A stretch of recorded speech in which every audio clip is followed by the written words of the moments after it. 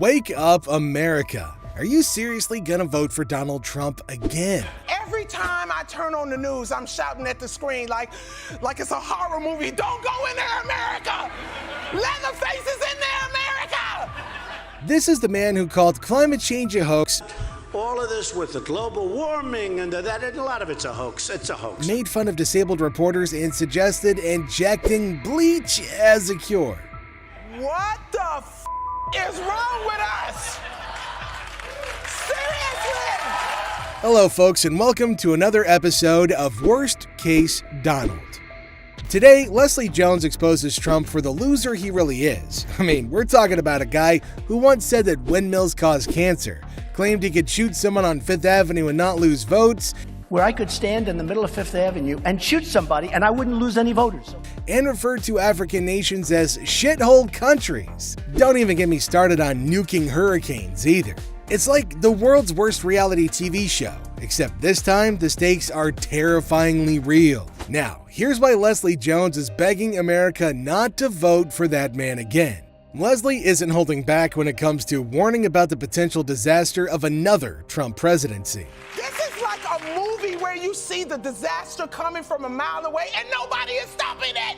Looking back at 2016, it's almost comical how unprepared Trump and his team were to run the country. They stumbled into power like kids in a candy store, appointing allies without considering their competence or ethics. Really bring back a man who tried to overthrow the government? This is like asking Jeffrey Epstein to watch your kids. But now, as Trump eyes his second term, he's not the naive newcomer anymore. He's had time to learn the ropes, and he's gearing up for a power grab like none other. With a decade of experience and manipulation under his belt, he's ready to exploit every loophole in the system to push the authoritarian agenda as far as he can. I know some people don't care about January 6th, but let me remind you about something real quick. He was also a terrible president before that! Unless something drastic changes, we'll be facing off between Trump and Biden again, and the stakes couldn't be higher. So what's the big deal? Simply put, Trump has made it clear that he's out for revenge.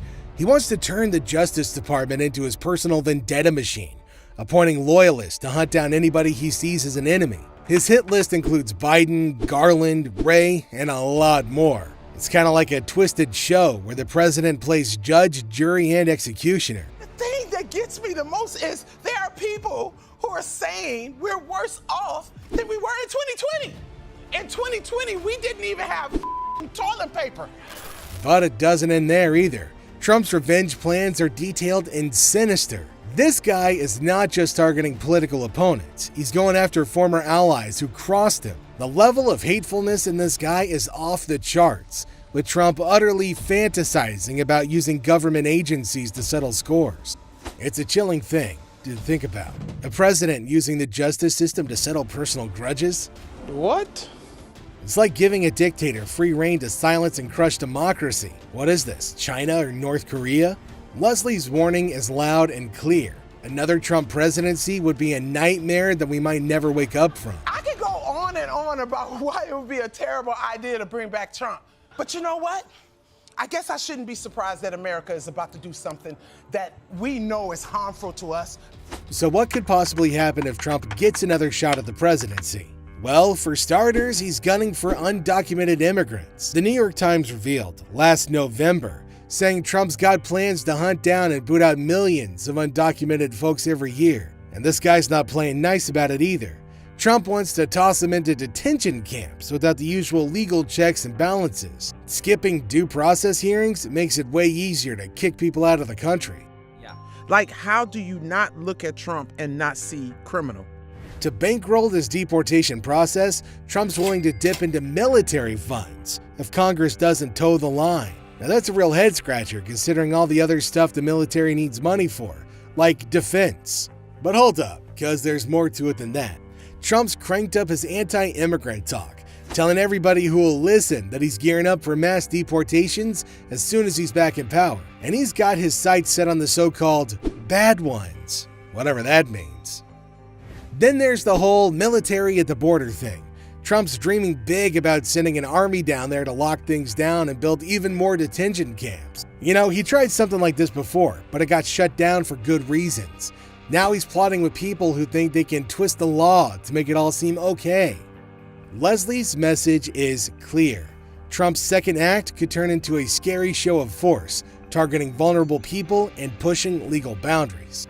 That it pisses me off when you do dumb shit like, oh, we're not gonna vote on the mid terms. Oh, we're not gonna. That's so fucking dumb. It's so dumb because you're not actually doing what you need to do.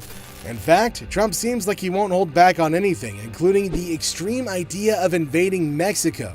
Now, this isn't just a casual thought for this guy. During his first term, there were talks about bombing drug labs in Mexico. Now, although he was talked out of it at the time, he hadn't let go of the concept. According to a source mentioned in Rolling Stone, Trump is serious about considering attacking Mexico in some form. He's been vocal about wanting battle plans for such actions, which indicates a strong willingness to pursue aggressive measures. It appears that Trump sees these kinds of actions as opportunities he missed in his initial term and wants to rectify that if given a second chance. The reason that Trump is winning is because he is an aggressive, male, white male, heterosexual, fucking man that's great with communication 101. That's the reason Trump wins.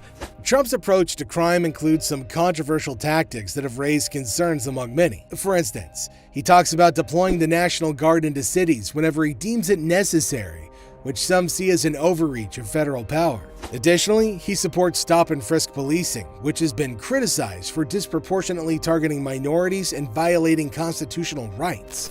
Trump's plans could hit everybody's pockets hard. He wants to slap a hefty tax, around 10%, on all goods coming into the US. Now, this move, reported by the Washington Post, is not sitting well with economists, who warned that it could drive up prices and mess with how stuff gets made here. Trump's also eyeing NATO with a skeptical glare. Now, he's been saying that he might pull America back from the long-standing alliance if other countries don't cough up more cash. That could give Putin a leg up in places like Ukraine, though it wouldn't be a surprise considering Trump is still Putin's puppy. And experts are worried that it's a lousy idea. And then there's the environment. Trump's not exactly waving the green flag. He's all about drilling for oil, scrapping clean energy plans, and ditching the Paris Climate Accords. Now, this could put a dent in efforts to tackle climate change and keep the air clean for the entire planet. Now, this is just a small example of a few things that could happen if Trump were to become president again. The actual scale of potential consequences could be much larger and far more impactful. All things considered, it's in America's best interest if Trump remains far, far away from the White House. For more insights and analysis from the world of politics, don't forget to like and subscribe to the channel, hit the icon button now for latest updates, and we'll see you next time.